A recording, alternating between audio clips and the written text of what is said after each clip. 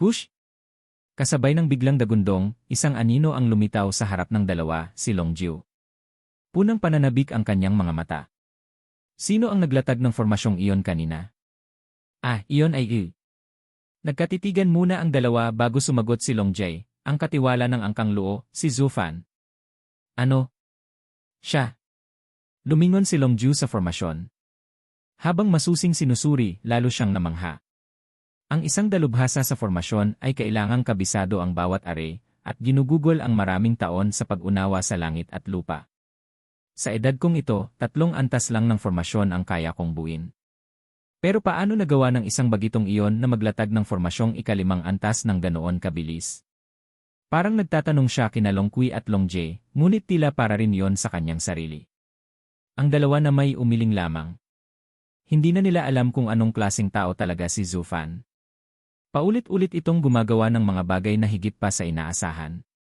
Kahit sila na isinilang sa makapangyarihang angkan, hindi na muling naglakas loob na maliitin siya. Sa katunayan, nakaramdam pa sila ng pagiging maliit kumpara sa kanya. Puntahan niyo siya. Hindi, imbitahin niyo siya. Gusto ko siyang makausap. Ngumiti si Longjiu habang lumilinga sa paligid. Sumunod agad ang dalawa. Hindi nagtagal, sa isang pabilog na mesa sa loob ng pavilion sa hardin sa likod ng looban, naghain ng tsaa si Longjiu. Maya-maya'y dumating si Zufan, kasunod sina Longjie at Longqi. Ha, kapatid Zufan, maupo ka, masayang paanyaya ni Longjiu. Nabigla sina Longjie at Longqi. Kapatid Zufan. Mataas ang katayuan ni Longjiu sa kanilang angkan kaya't tiyuhin ang tawag sa kanya ng dalawa. Ngunit ang isang taong kasing pride ni Longjiu ay bihira lang magbigay galang kahit sa buong imperyo ng Tianyu. Na tinawag niyang kapatid ang isang kabataang ito, lubhang ikinagulat nila. Ngunit si Zufan ay tila walang pakialam. Umupo siya ng walang alinlangan. Para sa kanya, ito'y isang mundong kumikilala lamang sa lakas. Kung sapat ang kapangyarihan niya, kahit ang lolo ng matandang ito ay tatawagin siyang kapatid. Bakit mo ako ipinatatawag, kapatid Jiu? Walang pakundangang nagbuhos ng tsaa si Zufan para sa sarili. Wala siyang hiya-hiya nang tawagin ang isa bilang kapatid na parabang iyon ang natural. Hindi makaimik si Longqi. Napairap naman si Longjie, at sa isip ay minura si Zufan sa kanyang kawalang hiyaan. Ngunit labis na natuwa si Longjiu.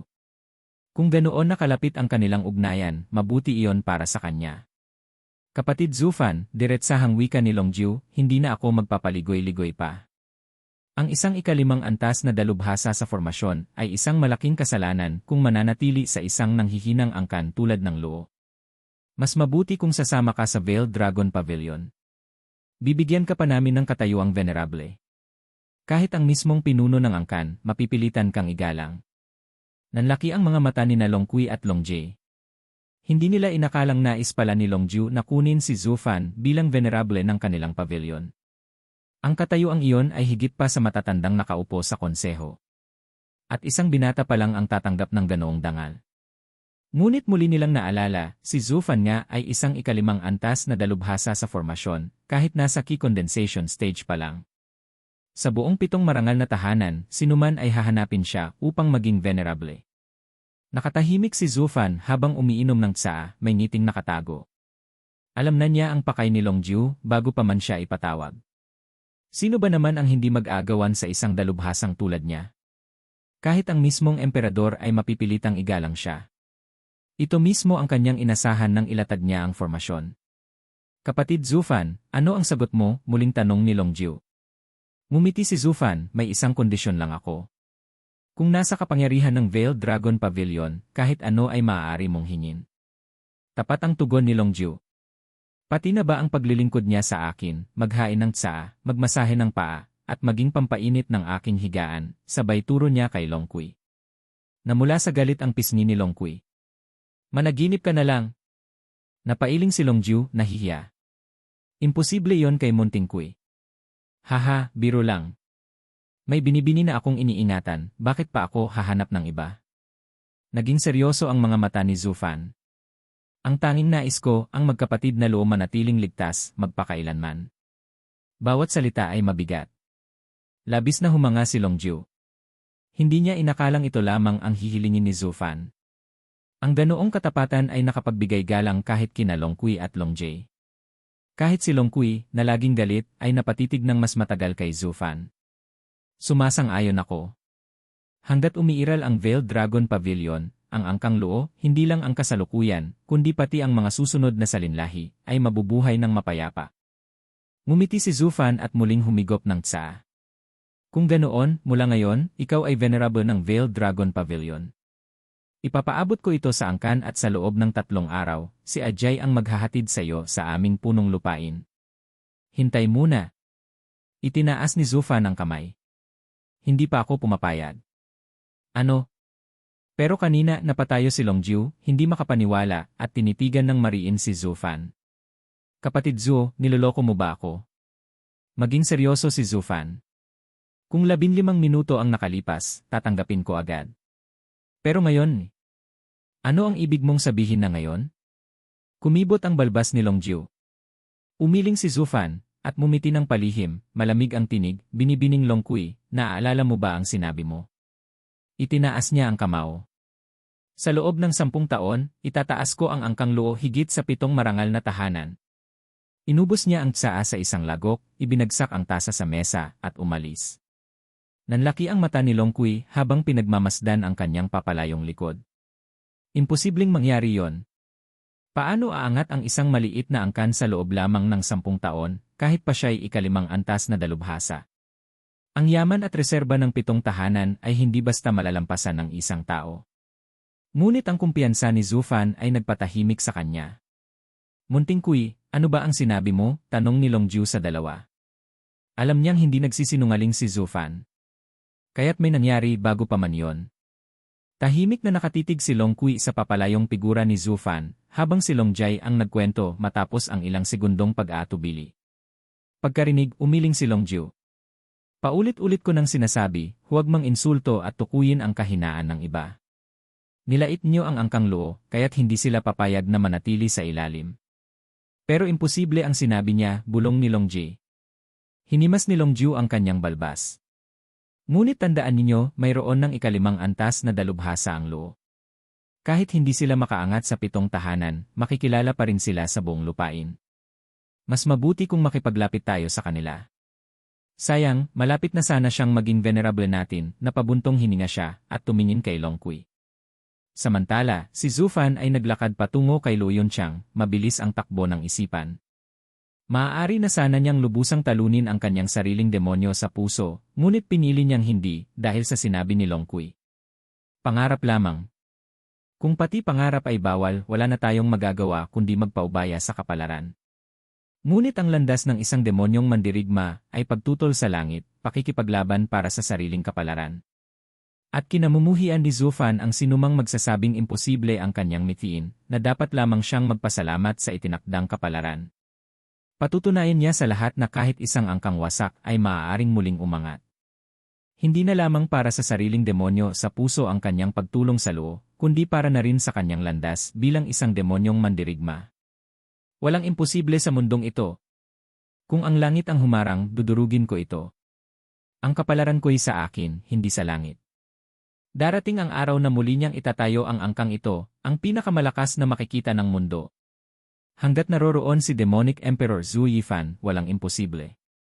Bam! Bumulaga ang pagbukas ng pinto ni Zhu Fan, puno ng galit. Nagulat sina Lu Yunhai, Lu Yunqiang, at Kapitan Pang. Nag-aatubili si Lu Yunqiang bago nagtanong, Zhu Fan, ano ang kailangan ni Lolo Jiu sa'yo? Inalok niya akong sumali sa Veiled Dragon Pavilion. Lumusot ang lungkot sa mga mukha ng tatlo. Kahit pilit na umiti, bahagya ang pait sa tinig ni Lu Yunqiang. Binabati kita. Ang Veiled Dragon Pavilion ay tiyak na magbibigay sa iyo ng mas maningning na kinabukasan kaysa sa angkan ng Luo. May hinala na siya. Ang talento ng isang ikalimang antas na dalubhasa ay tiyak na hahangarin ng 7 tahanan. Imposibleng mapanatili siya ng Luo. Ngunit mumisi si Zhu Fan, may kasamang malamig na tawa. Bakit kayo malulungkot? Tinanggihan ko. Ano? Namutawi ang pagkagulat, ngunit higit pa roon, nakikita ang saya. Bakit? Dahil lang. Tumalikod siya. Ngunit bago tuluyang lumabas, malamig niyang winika, binibini, mula ngayon, huwag kang makikialam sa anumang bagay ng Luo, maliit man o malaki. Napakunot ang noon ni Luo Yunqiang, litong-lito. Hindi ba't ganoon naman ang nangyayari noon pa? Bakit kailangan niya pang sabihin yon? Muli pang nagsalita si Zhu Fan, tila para sa kanya, ngunit tila para rin sa sarili. Mula ngayon, ako na ang katiwala ng Luo. Sa loob ng 10 taon, itataas ko ang angkang ito higit pa sa Veiled Dragon Pavilion. Kasabay ng pag-alis niya, nanatiling nakatulala ang tatlo, gulat na gulat. Sa loob ng mahigit 10 araw, ni anino ni Zhu Fan ay hindi na silayan sa maliit na looban ng Veiled Dragon Pavilion. Maging si Long Kui, o kahit ang mga kasapi ng angkang Luo, ay hindi na niya pinakita ang muli. Mula nang ipahayag niya ang matapang na mga salita noong araw na yon, mas lalo pang sineryoso ni Zhu Fan ang kanyang kultibasyon. Nagkulong siya sa sariling silid, lumalabas lamang tuwing gabi upang hayaan ang Blood Infant manghuli ng Yuan Qi. Ang napiling biktima, ang angkang Kay. Kaya't halos araw-araw na lugmok sa pangamba si Punong Kay. Unti-unting nauubos ang kanyang mga tagapagbantay, naglalaho na lamang ng walang iniwang bakas. Dahil dito, hindi niya maiwasang isipin na baka ipinag-utos ng angkang Luo sa Veiled Dragon Pavilion na puksain ang kanyang pamilya. Sa kanyang pag-aakala, tanging ang 7 marangal na tahanan lamang ang may kapangyarihang ganoon, ang kitilin ang buhay ng mga bantay niya na tila walang saysay. At habang lumilipas ang mga araw, lalo pang bumigat ang kanyang dibdib. Sa takot, ang kanyang anak ay nagkukubli na lamang gabi-gabi sa ilalim ng kumot, nanginginig, waribay siya na ang susunod. Sa mga nabubuhay, hindi kamatayan ang tunay na nakakatakot, kundi ang paghihintay bago dumating ito. At iyon mismo ang inabot ng mag-ama, ang dahan-dahang paggapang ng oras habang nilalamon sila ng pangamba. Naisip pa ni Keirong na lumapit sa Hell Valley. Ngunit mula nang makuha ng mga iyon ang kanilang pinakaiingatang martial art, tuluyan nang naputol ang lahat ng ugnayan. Mas lalo lamang tumindi ang paghihirap ni Keirong, kaya't minsan ay napasigaw na lamang siya sa silid, inilalabas ang puot at pagkadismaya. Wala talagang maaasahang demonyong taga-kultiba, ngunit huli na para bawiin ang kanyang mga hakbang. At sa lahat ng ito, nakangising pinagmamasdan lamang ni Zhu Fan. Tungkol naman sa angkang Sun, ilang ulit din niyang pinadalaw roon ang Blood Infant. Ngunit dahil naroon si Matandang Giant, muntik na itong mahuli ng ilang beses. At nitong mga huli, dumagsa pa roon ang mga makapangyarihang bisita, kaya't minabuti ni Zhu Fan na umiwas. Binili na lamang niya sa Blood Infant na magbantay sa tarangkahan. Isang gabi, matapos makalapan ng 12 ng bantay mula sa angkang Kay, masaya sanang uwi ang Blood Infant sa maliit na looban. Ngunit biglang nakaramdam si Zhu Fan ng kakaibang enerhiya. Mabilis na itinago ng Blood Infant ang sarili nitong aura, at sa sulok na malapit sa looban, nasilayan niya ang isang anino. May isang tao na nagmamanman sa kanyang tahanan. Humph, sa teritoryo ng Veiled Dragon Pavilion walang nagtatangkang sumalubong, ngunit may isa palang may lakas ng loob. Tiyak mula siya sa Blackwind Mountain. Ngumisi si Zhu Fan. Naalala niya ang sinabi ni Matandang Giant, hindi ang mga Kai o San ang huhugos sa Luo, kundi ikatlong puwersa, ang Blackwind Mountain. Kung masisira ang Luo, ligtas ang Hell Valley mula sa pananagutan. Ngunit paano makakapasok ang mga pangkaraniwang tulisan sa looban ng Veiled Dragon Pavilion? Ano akala nila, ito'y parang Cloud Manor na basta na lang mapasok? Itinaas ni Zhu Fan ang kilay at pinasunod ang Blood Infant sa taong nakaitim. Dahil sa tagong enerhiya nito, hindi siya nadiskubre. Matapos siyasatin ang paligid, umalis ang tulisan, kasunod ang pulang anino. Makalipas ang 1 oras, tumalon ito papasok sa isang bintana ng bahay pahingahan. Lumutang ang Blood Infant at sumilip. Doon, 7 malalakas na lalaki ang naghihintay, kasama ang isang dalagitang mga 17 taong gulang. "Young Miss, kumusta ang sitwasyon?" Tanong agad ng dalagita habang nagbubuhos ng tsaa, bago pa makapagsalita ang taong nakaitim. Napakurap si Zhu Fan. Babae. Hindi niya inaasahang isang babae pala ang pinuno ng mga tulisan ng Blackwind Mountain. Niloloko ba nila ang Luo dahil 4 na katao lang ito? Ngumisi siya habang pinagmamasdan. Tinanggal ng babae ang tabing at lumitaw ang nakakasilaw na mga mata, mahabang buhok na umaagos hanggang baywang, at maputing kutis na walang bahid, isang kagandahang hindi maitatanggi.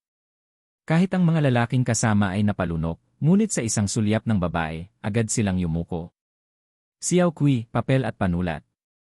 Agad namang kumilos ang dalagita. Sa loob ng 15 minuto, iginuhit ng babae ang mapa. Nanlaki ang mata ni Zufan. Detalyado hanggang sa huling sulok, ang maliit na looban ng Veiled Dragon Pavilion. Isang gabi lamang ng pagmamanman, ngunit ganoon na ang resulta.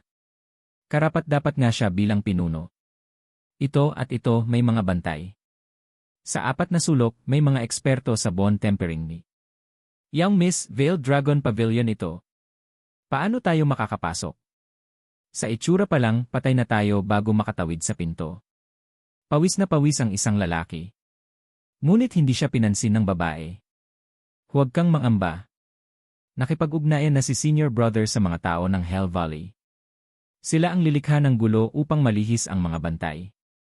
Ang kailangan lang natin, dakpin si Luo Yunqiang at patayin ang iba. Nagtaas ng kilay si Zufan. Bakit kukunin si Young Miss kung babae rin naman ang pinuno? Ngunit hindi siya nabahala. Kahit mawala pa ang mga bantay, naroon ang 9 Heavens Coiling Dragon Array. Isang pangkat lamang ng langgam ang mga iyon na nagtutungo sa kamatayan. Ngunit may isang bagay na nag-udyok ng kanyang interes, ang Blackwind Mountain at Hell Valley ay magkaugnay. Katulad ng angkangkay, ginagamit lamang sila, ngunit sa mas malalim na antas. Isang lalaking kasamahan ang nag-ipon ng lakas ng loob, Young Miss kahit tumulong ang Hell Valley, Veiled Dragon Pavilion pa rin ito. Isa sa 7 marangal na tahanan. Kapag sila'y ating binangga, saan tayo magtatago? May silungan pa ba sa atin ang Hell Valley, o iiwan nila tayo sa tiyak na kamatayan? Humph, takot ka lang mamatay, singhal ng babae. Hindi mo ba naaalala ang ating utang sa Mountain Lord? Para sa kanyang paggaling, para sa kanyang paghihiganti, ano pa ba ang halaga ng buhay natin? Natahimik ang mga lalaki, namutawi ang hiya. Maghanda. Sundin ang plano ng walang pag-aalinlangan, mariin niyang utos. Masusunod. Taimtim silang yumuko. Kahit ang kamatayan ay nakaharap na, buo ang loob nilang sumunod. Nagtaas ng kilay si Zufan at lumisan. Hindi masama. Ngayon, ako naman. Nang makaalis na ang lahat, pumalakpak sa tuwa ang dalagita. Young Miss, kamangha-mangha kayo, para kayong tunay na Mountain Lord. Umiling ang babae, may buntong hininga. Kung magaling na ang aking amang pagkupkop, masigit pa ang kanyang magagawa. Walang magdududa o kokontra sa kanya. Ngunit naniniwala pa rin sila sa inyo. Sagot ng dalagita. Umiling ang babae. Xiao Kui, huwag mo akong patahanin. Ang tanging hangad ko'y gumaling siya sa tulong ng Returning Dragon Palm. Ngumiti ang dalagita. Magtatagumpay kayo sa inyong pagiging mabuting anak. Ngunit sa mismong sandaling iyon, may banayad na buntong hiningang narinig sila. Dalaga, ang pagiging mabuting anak at ang tagumpay ay dalawang magkaiba. At sino ang nagsabing ang Returning Dragon Palm ay makakagamot ng sugat? Nagulat silang dalawa. Sino ka? Sa kanilang paglingon, nakita nilang nakaupo si Zufan sa bintana, nakangiti. Huwag kayong mabahala, wala akong masamang balak. Nais ko lamang makipag-usap at linawin ang ilang bagay. Agad niyang itinulak si Xiao Kui sa likod, sino ka ba talaga? Ngumiti si Zufan at magalang na yumuko. Ako ang katiwala ng angkang Luo, si Zufan. Luklan? Nanlilisik ang mga mata ng babae. Kung ganoon mamatay ka. Umigkas ang dalawang daliri niya, nagliliyab ng kidlat, tila kaya nitong biyakin ang langit. Nagulat si Zufan. Ikasyam na antas ng key condensation. At may kasanayang pang-espiritu. Hindi niya inakalang ganoon kalakas ang babae, halos katumbas ng isang bone tempering cultivator. Ngunit malas niya, ang nakaharap niya ay si Zufan. Dahil naroon ang Blood Infant. Sa isang mudra, kumislap ang pulang liwanag at pumasok sa katawan ng babae. Nanigas ang katawan nito, bagaman patuloy pa ring nag-ingay ang kidlat sa kanyang mga daliri. Nangyayari sa akin, nanginginig niyang tanong. Umiling si Zufan, nakangiti. Wala. Kinokontrol ko lang ang iyong katawan. Hinawakan niya ang daliri ng babae. Kanselahin. Agad na naglaho ang kuryente. Ang Blood Infant ay isinilang mula sa dugo at siya ring umaangkin sa dugo. Sa dugo, nakokontrol ang katawan. Maliban na lang kung napakalakas ng kultibasyon at yuanqi ng kalaban. Ngunit sa ngayon, mahina pa ang Blood Infant. Kung nasa sense stage na ito, kahit emperador ay mahihirapan humarap dito. Sumama ka sa akin. Yumakap si Zufan sa kanyang baywang. Wala siyang nagawa kundi hayaan ang estranghero. Yang Miss, sigaw ni Xiaokui. Napalingon si Zufan, nakangiti. Oo nga pala, nakalimutan ko ikaw. Hinawakan niya ang balikat ng dalagita at agad itong nawalan ng malay. Hindi pa ito nakapapasok sa key condensation. Kaya't nang sumikat ang unang sinag ng araw, naglakad si Zufan pabalik sa kanyang tahanan, may kasamang isang babae at isang dalagita sa kanyang mga bisig. Hush! Sa pagsapit ng bukang liwayway, dumating si Zufan sa kanyang bakuran, may bitbit na isang magandang dalaga sa bawat kamay. Nagulat ang mga bantay nang makita ang tagapangasiwang ito na ikinulong ng mahigit 10 araw, ngunit agad ding napangisi ng makahulugan. Isa pa'y pabirong nagsabi, Steward Zhu, mukhang nakakapagod ang gabi mo, ah. Nagkataong napadaan si Long Kui at nasilayan siya kasama ang 2 dalaga. Kumunot ang noo nito, ipinikit ang mga mata sa inis, at umalis ng malalaki ang mga hakbang. Habang naglalakad, pabulong niyang pinupuna, pare-pareho lang talaga ang mga lalaki. Hindi inalintana ni Zufan ang maling akala ng mga bantay. Inihagis niya sa loob ng silid ang 2 babae, isinara ang pinto, at umupo sa isang silya. Aray! Nagkamalay si Xiaokui matapos bumagsak at kinusot ang kanyang mga mata. Nasaan tayo? Ngunit agad siyang napasigaw nang makita ang kasama, Young Miss, ayos ka lang ba? Nakabalandra sa sahig ang babae, hindi kumikilos, at lantad ang nakakaakit na alindog sa harap ni Zufan. Bahagyang ngumiti si Zufan, kumilos ang kanyang daliri, at agad na nakalaya ang babae. Tumayo ito ng mabilis, kumilos ng parang kidlat, at dinakma ang isang patalim mula sa kanyang bukong-bukong, saka itinutok sa leg ni Zufan.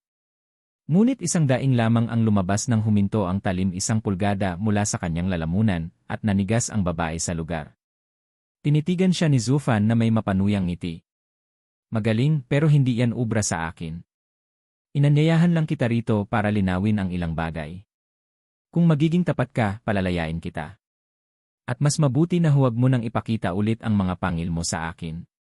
Kinuha niya ang daga mula sa kamay ng babae at muling sinipat ang hubog ng katawan nito. Ngayon, kailangan kong tiyakin kung may tinatago ka pa. Inihanda ni Zufan ang sarili na halughugin siya. Namula ng todo ang babae. Subukan mo lang. Huminto ang kamay ni Zufan at tumitig sa kanyang mga mata. Kung susubukan ko o hindi, nakadepende yon sa'yo. Pagkaraan ay dumilim ang kanyang tinig. Sino ka? Ano ang pakay mo sa Wingate City? Hindi siya sinagot ng babae. Hush! Hinablot ni Zufan ang isang piraso ng damit na nakabalot sa kanyang baywang at inihagis sa sahig. Ah! Napasigaw ang babae at nag-apoy sa galit. Halos magliyab ang kanyang mga mata, subalit tila wala lang kay Zufan.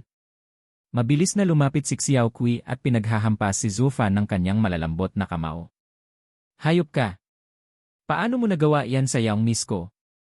Ngunit sa isang magaan na galaw ng kabilang kamay ni Zufan, nahulog din ang ilang bahagi ng damit ni Xiaokui. Natigilan siya sandali bago mabilis na umatras at kinumutan ang sarili, luhaan at nanginginig. Kalmado pa rin ang boses ni Zufan. Sino ka? Ano ang ginagawa mo sa Wingate City? Naggalit ang babae at kinagat ang labi, tumatanggi pa ring sumagot. Isa-isa pang napunit ang kanyang mga damit habang malamig na inuulit ni Zufan, sino ka? Ano ang ginagawa mo sa Wingate City? Ang kalupitan niya ay tila walang kaluluwa, parang makinaryang walang damdamin. Sa takot, bumigay na rin ang babae at kumalas ang panga. Ako si Liu Ting, inaanak ng Mountain Lord ng Blackwind Mountain. Narito ako sa Wingate City para lipulin ang angkan ng Luo. Bakit? Tanong ni Zufan na walang anumang ekspresyon. Lalong lumalim ang takot ni Liu Ting sapagkat ang lalaking ito'y hindi na mukhang tao sa kanyang paningin. Lilikha ng panggugulo ang Hell Valley para malihis ang mga bantay habang kami ipalihim na papasok.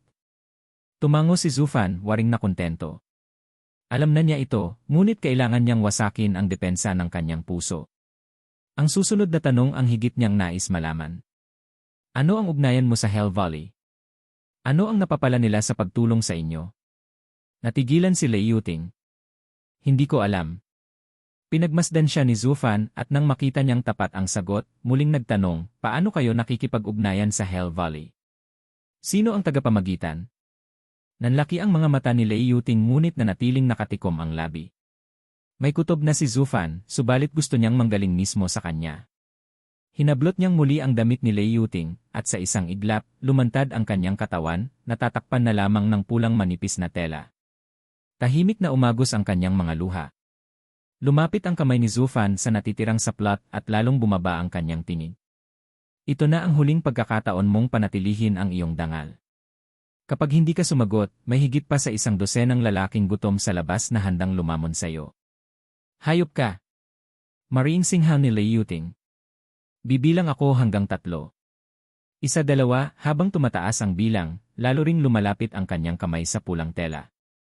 Halos dumugo ang labi ni Lei Yuting sa lakas ng pagkakakagat, umiiyak ngunit walang salita ang lumalabas. Matapang ka rin pala. Tumango si Zufan, at handa na sanang punitin iyon nang biglang sumigaw si Xiao Kui, huwag. Nakikiusap ako, huwag mong saktan si Yang Miss. Si Senior Brother Yang ang konektado sa Hell Valley. Siya. Isang mapanganib na ngiti ang gumuhit sa labi ni Zufan. Nagpumigla si Lei Yuting para patahimikin ang kasama, ngunit ninakawan siya ni Zufan ng tinig. Walang nagawa si Xiao Kui kundi isiwalat ang lahat. Siya ay disipulo ng Mountain Lord, si Yang Ming. May kasunduan silang kasal ni Yang Miss. Ngunit isang araw, biglang inatake siya ng pinuno ng Luo Clan, si Luo Zenan, at malubhang nasugatan. Hanggang ngayon ay paralisado, ni magsalita ay hindi na kaya. Kaya't naisip niyong hulihin ang Luo Clan sa hindi inaasahang paraan. Nakangising tanong ni Zufan. Dugo'y dapat tumbasan ng dugo, tama ba? At pagkatapos, nag-atubili si Xiao Kui, ngunit nang makita niyang lumalapit muli ang kamay ni Zufan sa dibdib ng kanyang amo, tuluyang bumigay. Hindi na namin kaya ang mahigpit na pagbabantay ng Luo Clan, kaya nakipagkasundo si Senior Brother kay Steward San. Tinulungan niya kami mula sa loob at tuluyang nagapi ang Luo Clan. Tumakas ang anak na babae ng kanilang pinuno at nawala na sa aming bakas. Noon din natuklasan ni Senior Brother Yang na narito kayo at humingi siya ng tulong sa Hell Valley. Magaling. Tumigil ang kamay ni Zufan. At paano ninyo nalaman na inatake ng palihim ni Luo Zenan ang Mountain Lord? Nasaksihan ba ninyo?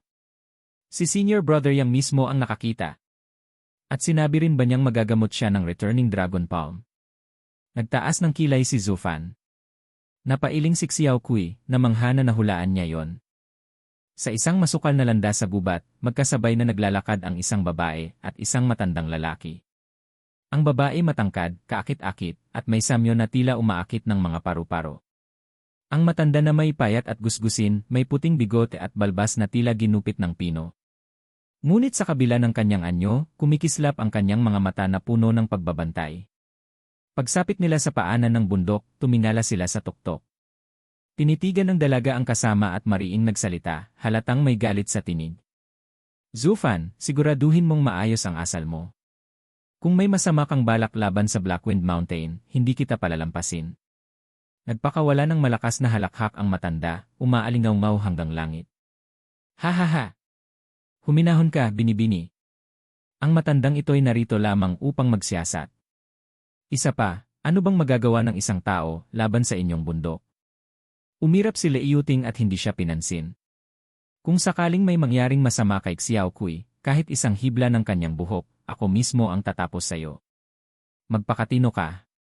Kinuha ko siyang bihag hindi dahil sa kalupitan, kundi dahil hindi tayo nagtitiwala sa isa't isa. Sa isang banda, kailangan ko ng kasiguruhan at sa kabilang banda, ngumisi ng misteryoso si Zufan, ito rin ay para sa ikabubuti mo. Para sa kabutihan ko, napakunot ang noo ni Lei Yuting. Ngunit tanging pag-iling lamang ang naging sagot ng matanda. Tahimik silang umakyat hanggang marating ang unang bantayan. Sinong nariyan? Isang matipunong lalaki ang sumulpot at humarang. Ngunit pagkakita kay Lei Yuting, agad itong yumuko. Ah, Yang Miss! Akala ko nasa Wingate City ka pa, bakit di? Kailangan kong bumalik, mariin niyang sagot, nakataas ang baba, at nagpatuloy ng hindi man lang ito nilingon. Sa tabi niya, bumulong si Zufan, kung talagang lihim ang iyong misyon sa Wingate City, bakit kaya't alam ito ng isang karaniwang tulisan? Napakunot ang noo ni Lei Yuting. Ang tiwala niya kay Yang Ming, na dati hindi matinag, ay unti-unting kinakain ng mga salitang binubulong ni Zufan nitong mga nagdaang araw. Siya mismo, napapansin na ring may mga bagay na hindi tugma sa kilos ni Yang Ming. Maging ang lalaking nasalubong nila kanina, na dati inakala niyang normal lamang ang matalim na tingin, ngayon ay nagmistulang babala. Makikita mo, umisi si Zufan habang binilisan ang hakbang. Pagdating natin, sasalubungin ka ni Yang Ming. Nagmamasid si Lei Yuting sa kanyang likuran, puspos ng alinlangan ang dibdib. Makalipas ang ilang bantay, narating nila ang tuktok at humarap sa tarangkahan ng kampo ng Blackwind Mountain. Dahil kasamang pumasok ni Lei Yuting ang matanda at nakamaskara itong tila isang ang ermitanyo, walang pumigil sa kanila. Ngunit sa mismong pag-apak nila sa loob, isang lalaki ang humarap. Matangkad at maringal ang tindig, ngunit bakas ang isang tusong ngiti sa kanyang gwapong mukha. Isang sulyap pa lang, agad nakilala ni Zufan na siya si Yang Ming. Kita mo. Lahat ng kilos mo, naiulat na sa kanya, sabay taas kilay ni Zufan, parang batang nagwagi sa pustahan. Ngunit hindi siya pinatulan ni Lei Yuting.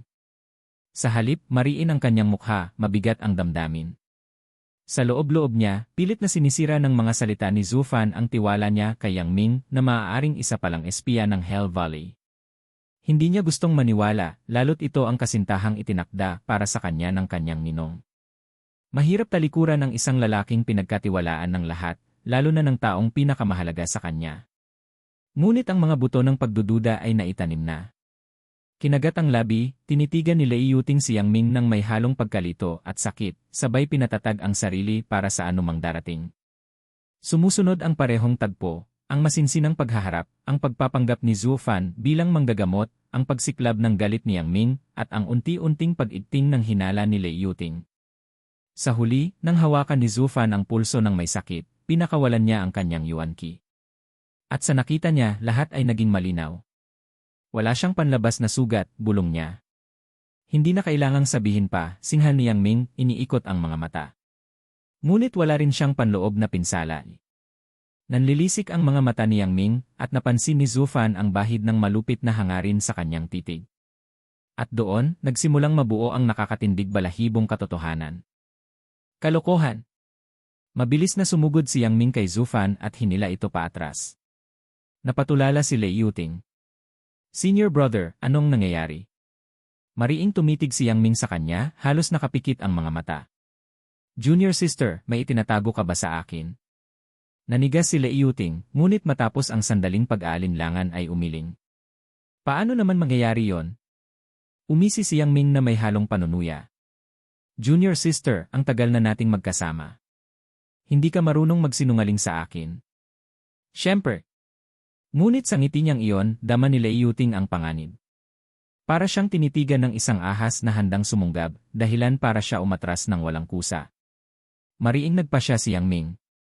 Junior sister, nasaan si Xiao Kui? Nag-utos ako sa kanya ng ilang bagay, pautal niyang sagot.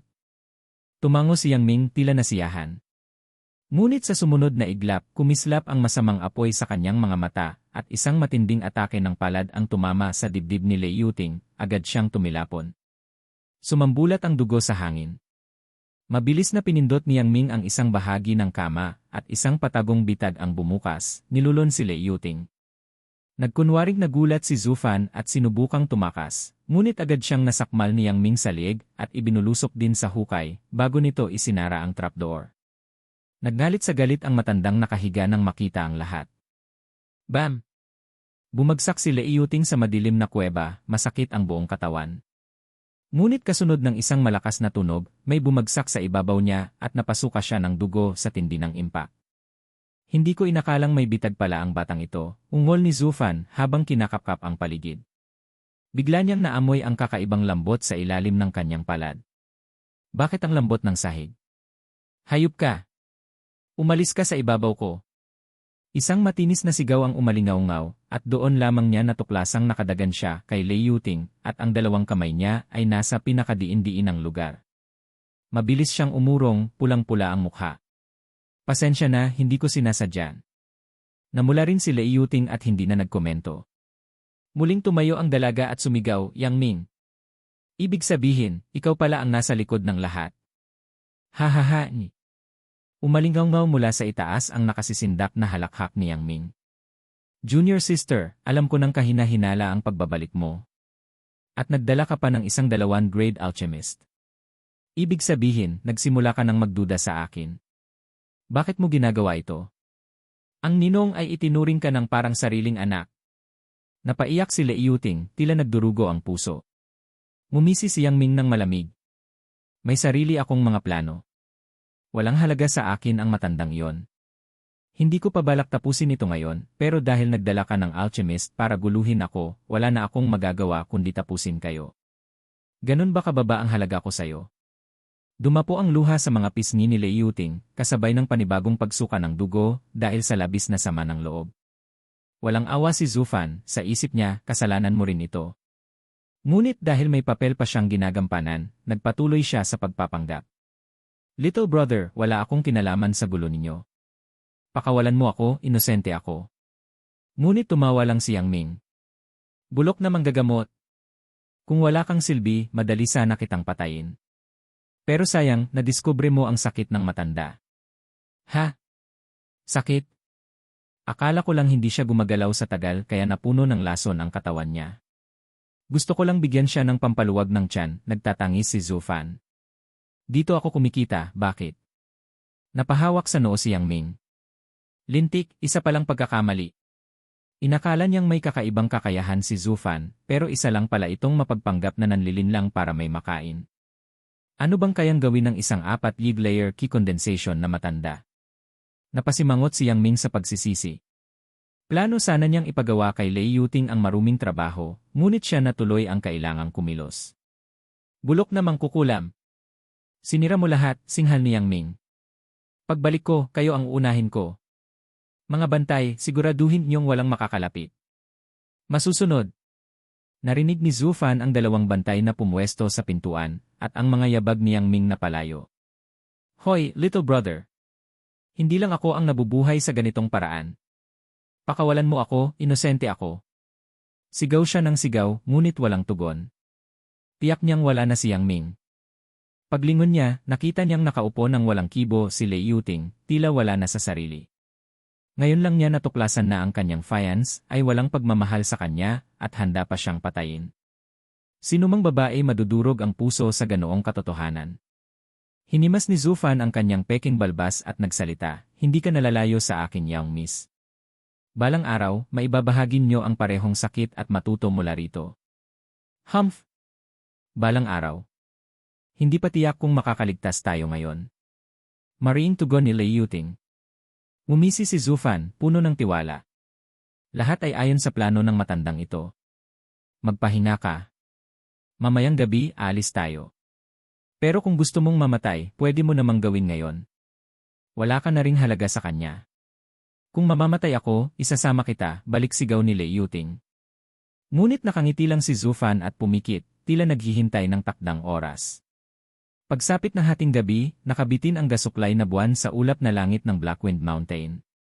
Natutulog ang karamihan ng mga tulisan, tanging ang mga bantay ang gising.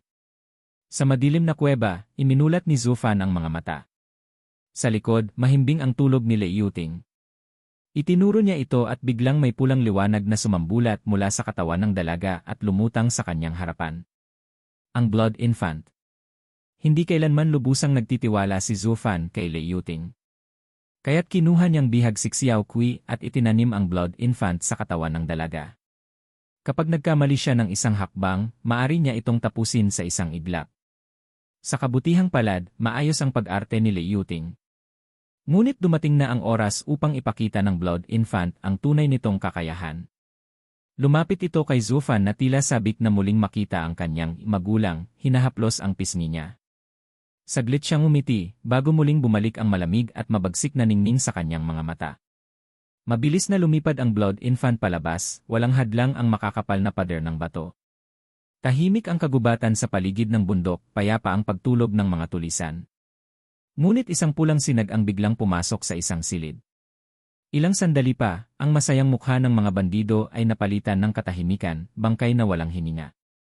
Sa nakakatakot na bilis, pinaslang ng Blood Infant ang 20 tao sa isang silid sa loob lamang ng isang hininga. At ganoon din ang ginawa nito sa buong kampo, nilulunok ang bawat buhay na madatnan. Sa huli, narating nito ang 2 bantay sa pintuan ng Mountain Lord. Hush! Nagulat ang isang bantay nang makita ang kasama niyang nilamon ng pulang liwanag. May pumasok sa katawan mo. Ngunit bago pa niya maintindihan, mula sa katawan ng kanyang kasama, lumabas ang tinig ni Zufan. Palayain mo kami. Halos tumigil ang tibok ng kanilang puso. Ang boses ng lalaking nasa ilalim ay mula mismo sa kanilang katawan. Hindi pa man nila lubos na nauunawaan, biglang natuyo ang katawan ng isa, nagkahimay-himay hanggang maging alabo. At agad pumasok ang blood infant sa katawan ng natira. Halos mamatay sa takot ang bantay, nanginginig at nawalan ng boses. Muling nagmula ang tinig ni Zufan mula sa loob niya, palayain mo kami. Dala ng sindak, lumuhod ang bantay, nanginginig at napaihi sa takot. Panginoon, sandali lamang. Bubuksan ko na. At sa luha at panginginig, mabilis niyang binuksan ang mekanismo. Rumble! Bumukas ang trapdoor at sumilay ang liwanag. Nagising si Leiyuting at nakita si Zufan sa tabi niya. Kung nais mong mabuhay, sumunod ka sa akin. At tumalon siya palabas. Napatulala si Leiyuting sa kanyang nakita, ngunit ang mga salita niya'y lalo lamang nagpasiklab ng galit sa kanya. Humph! Hindi ako mamamatay ng ganon kadali. At tumalon din siya kasunod niya.